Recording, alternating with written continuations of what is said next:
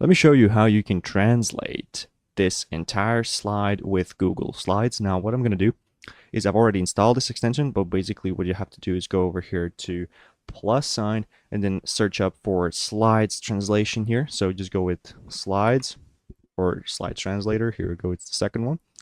And then install one of these first two. I have both of them because sometimes one doesn't work and I just kind of have to switch on to the other.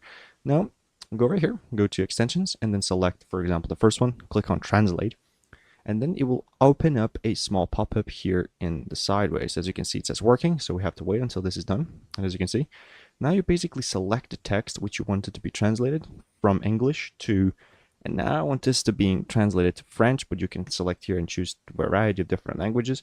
I'm going to go French and then click on translate. And it tells you here that you have to be patient and translating slides can take up to 6 minutes. And let's just kind of have to wait and see what happens. It shouldn't take too long, and as you can see, it's done. And it says here, let me go try to pronounce this. Juste un exemple. Yeah, that's my that's my okay. So that's how you can translate stuff from English to other languages or from other languages to English. It really doesn't matter, and it's quite simple.